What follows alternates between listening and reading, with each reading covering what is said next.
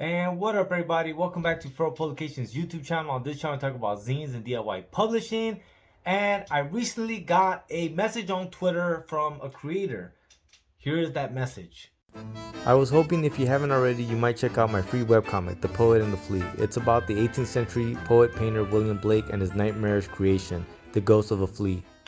And I'm all about it, man. I get hit up like this all the time, and I definitely try to get to them all as best as I can.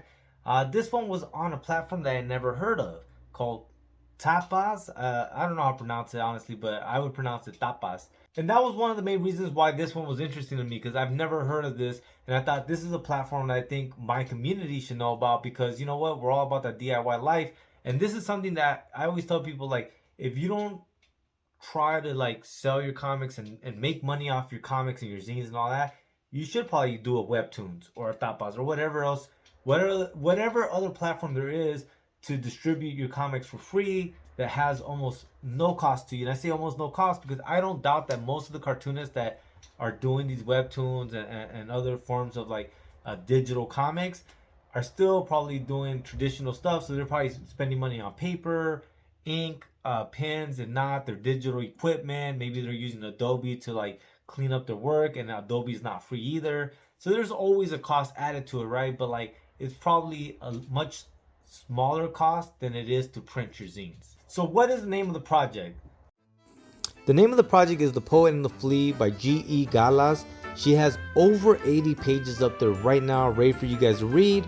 And one of the reasons why I'm dropping the video today is because Wednesday is the day when she drops a new page. So go ahead and peep it out today if you guys get the chance. It's an ode to William Blake, who I wasn't familiar with, but I definitely had to check him out. He's an English poet. Here's quickly what I pulled off of Google for this poet. English poet, painter, and printmaker largely unrecognized during his life, Blake is now considered a seminal figure in the history of the poetry and visual art of the Romantic age. There was a lot of things that I liked about the comic. First of all, like the art.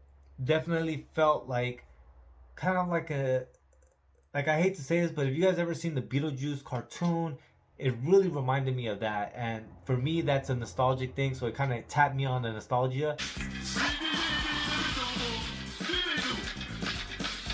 And I really dug that art. So like for me, I really dug it just from a cartooning perspective, the way she's building this world and translating. Another thing that I liked a lot about it was like she uses a lot of silhouettes, and silhouettes, she uses them very well. And I don't know why, I really dug those silhouettes sequences.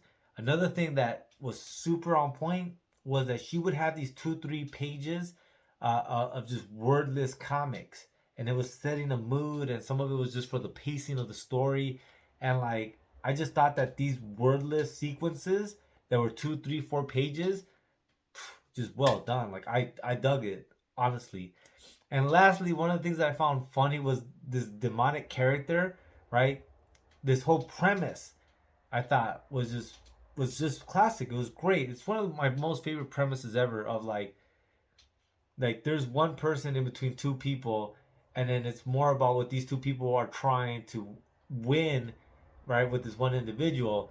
And basically the story in a nutshell is that there's this demonic creature and then there's this angelic creature, and they're both basically trying to manipulate this one being, which is the poet. And that premise really gets into the point of like, these two figures are always like the duality of any being, of like the good versus the bad, that every being innately has within them, right?